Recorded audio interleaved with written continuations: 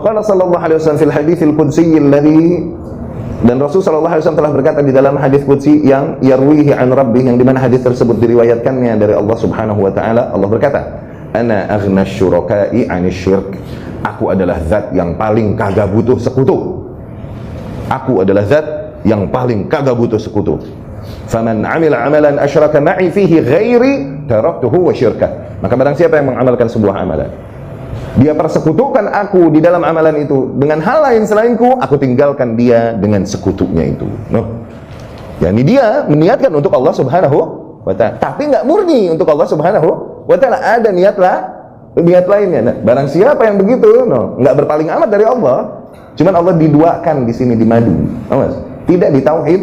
Kan mensyirikkan ini kan idealnya terjemahannya apa ini artinya? Memadu. Oke? Dimadu, Allah dimadu tuh, Allah disyirikkan. Allah nggak boleh, Allah harus ditauhid, kan ditunggalkan. Kau mau madu istrimu, jangan Allah. Kok gitu? Jangan Allah dimadu. Oke? Barang siapa yang mengamalkan sebuah amalan, dia madu aku di amalan itu dengan hal lain selainku, maka aku nggak sudi menerimanya. Aku tinggalkan dia dan madunya dan sekutunya itu. Ya? Fal-ikhlasu la yata'atta ma'asyirk. Maka ikhlas pada hakikatnya nggak mungkin terjadi seiring dengan kesyirikan atau keriyaan. Tuh, ini dua hal yang nggak mungkin bisa nyatu pada satu hati. Orang yang emang ikhlas ibadah kepada Allah Subhanahu wa ta'ala pasti anti syirik. Sebagaimana orang yang beneran cinta sama Rasul, ittiba sama Rasul sallallahu alaihi wasallam, mesti anti bid'ah. Enggak tolerir. Demikian sebuah kaum apabila menghidupkan sebuah bid'ah, Allah hilangkan darinya satu sun. Kenapa? Ya enggak mungkin bersatu. Tuh, gitu. Di hati manusia pun demikian. Orang yang emang beneran mukhlis, muwahhid, enggak mungkin terjadi syirik. Orang yang masih mentolerir kesyirikan, melakukan kesyirikan atau mentolerir kesyirikan, oke, pada hakikatnya dia belum mukhlis, belum muwahhid. Dia belum mengikhlaskan seluruh bentuk beragama hanya untuk Allah. Belum menunggalkan Allah sejatinya. Begitu, ya. Au iradah al-insan bi'amalihi ad-dunya wa la budda an yakuna al-'amil qad qasada bi'amalihi wajha Allah azza wa jalla wahdah. Tuh. Kasih pekerja, si pelaku harus hanya dia niatkan dengan amalannya itu ridha Allah Subhanahu wa ta'ala. Hadza binisbah lima yata'allaq bi syaratil awal. Ini pembahasan yang berkaitan dengan syarat pertama, yaitu apa? Mengikhlaskan ibadah kepada Allah. Amma syaratul tsani, adapun syarat yang kedua, yaitu apa tadi? Ikhlas, dan yang kedua ittiba'. Makna an yakuna al-amal alladhi nataqarrab bihi ila Allah muwafiqan lima syara'ahu Allah fi kitabihi aw sunnahu rasuluhu sallallahu alaihi wasallam fi sunanihi. Maknanya adalah agar amalan yang kita jadikan hal tersebut untuk mendekatkan diri kepada Allah haruslah sesuai dengan apa yang Allah syariatkan di dalam kitabnya atau disunnahkan Rasul di dalam sunnahnya sallallahu alaihi wasallam. Qala ta'ala, Allah berfirman, "Al-yawma akmaltu lakum dinakum wa atmamtu 'alaikum ni'mati." Pada hari ini telah aku sempurnakan bagi kalian agama kalian, telah aku sempurnakan atas kalian nikmatku, wa raditu lakumul Islam madina, dan telah aku ridhai Islam sebagai agama kalian. Al-Maidah ayat 3. Faqad akmalallahu lana ad-din. Maka dari sini jelas bahwa Allah telah menyempurnakan agama bagi kita qabla ayantakila Rasul sallallahu alaihi wasallam ila rafiqil a'la. Sebelum Rasul berpindah ke zat yang maha tinggi lagi maha lembut. Maknanya apa? Sebelum Rasul wafat, Allah telah sempurnakan agama. Falaisa huwa bihajatin ila man yazidu aw yanqusu fihi. Maka sesuatu yang sempurna seperti agama ini nggak perlu ditambahkan inovasi-inovasi baru, dan sebagaimana nggak perlu juga kurangin, udah sempurna kok. Ya kan? Tambahan ini idealnya bagi sesuatu yang memang belum sempurna. Akal sarih, akal yang sehat, akal sarih, oke, pun akan mengatakan demikian. Air isinya cuma setengah, kagak full. Sempurna nggak? Enggak kan? Tambahin biar full. Cocok. Tapi air udah sempurna, udah full di gelas. Ditambahin lagi, apa yang terjadi? Tumpah. Negatif apa positif tumpah? Negatif. Akal sarih pun akan mengatakan demikian. Demikianlah agama ini, udah sempurna. Nggak perlu para innovations dan innovators. Nggak perlu bid'ah-bid'ah dan ahli bid'ah lagi. Nggak perlu. Ya? Qad ja'at nusus katsirah ta'muru bil ittiba'. Telah datang banyak nas-nas yang memerintahkan kita untuk berittiba'. Ya, mengikuti saja udah contoh yang datang dari Allah.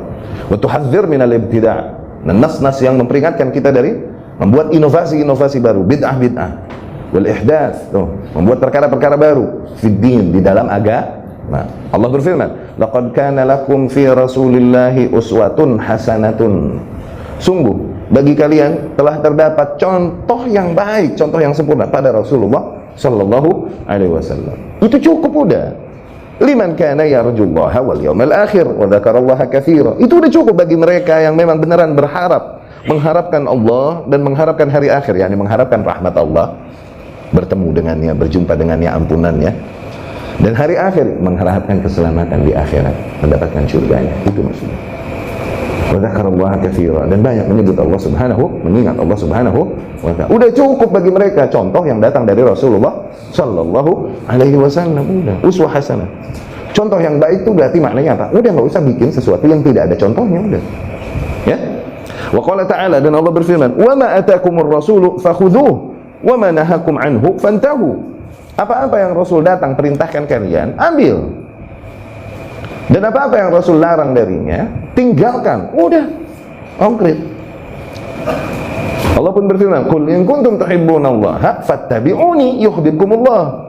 Katakanlah apabila memang kalian beneran mencintai Allah, maka ikuti aku. Yani katakan wahai Muhammad kepada para manusia, apabila benar mereka mencintai Allah Subhanahu wa taala, maka cuma satu caranya, ittiba kepadaku, ittiba kepada Rasulullah sallallahu alaihi wasallam. Maka mereka yang tak mau berittiba kepada Rasul, hakikatnya mereka tidak beneran mencintai Allah.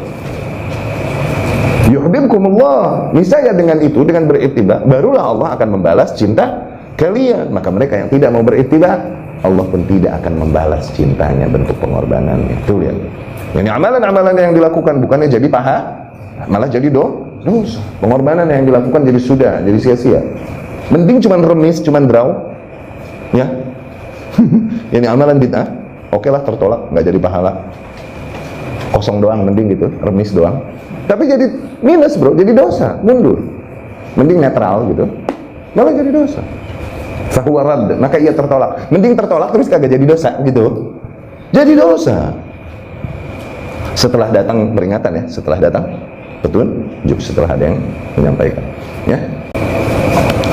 Wa minat sunnah, dan dalil dari sunnah banyak hadis yang menjelaskan hal ini, memerintahkan kita berittiba'. Di antaranya sabda Rasul sallallahu alaihi wasallam, "Alaikum bisunnati wa sunnatil khulafa ar-rasyidin al-mahdiyyin min ba'di." Kalian wajib berpegang teguh kepada sunnahku, kalian harus berpegang teguh kepada sunnahku, ajaranku secara umum. Al-hadiyul am, petunjuk umum yang datang dariku. Dan juga sunnah para khulafa ar-rasyidin al-mahdiyyin yang senantiasa mendapatkan petunjuk min ba'di, sepeninggalku. Abdu 'alaiha bin nawajid, gigit dengan gigi geraham, yakni pegang kenceng-kenceng. Wa iyyakum wa muhdatsatil umur, jauhilah oleh kalian perkara-perkara muhdatsat, perkara-perkara baru. Ya, fa inna kulla muhdatsatin bid'ah, sesungguhnya perkara-perkara baru demikian, yakni fi dinillah, di dalam agama Allah, itu bid'ah. Wa kullu bid'ah dhalalah, dan setiap bid'ah di dalam agama Allah demikian dhalalah, pastilah sesat. Wa kullu dhalalah finnar, dan setiap kesesatan masa di surga, pastilah di neraka. Ya. Wa qauluhu sallallahu alaihi wasallam, dan sabda Rasul sallallahu alaihi wasallam, "Taraktu fikum ma in tamassaktum bihi lan tadillu ba'di, kitabullah wa sunnati." Aku tinggalkan pada kalian perkara yang dimana apabila kalian masih berpegang teguh kepadanya, maka selamanya kalian tak akan tersesat. Yaitu apa? Kitabullah dan sunnahku. Dua hal yang nggak bisa dipisahkan, itu wahyu. Ya. Wa qauluhu sallallahu alaihi wasallam, dan juga sabda Rasul sallallahu alaihi wasallam, ini hadis Ummul Mukminin Aisyah tadi, "Man 'amila 'amalan," barang siapa yang mengamalkan sebuah amalan, "laisa 'alaihi amruna," enggak ada contohnya dari kita, ini barang baru, inovasi baru yang dia bikin nih, fahuwa radd, maka amalan tersebut tertolak kembali kepada pelakunya. Enggak jadi sebuah amalan yang diterima Allah dan jadi pahala, jadi tabungan amal hasanah, enggak, tertolak. Ya.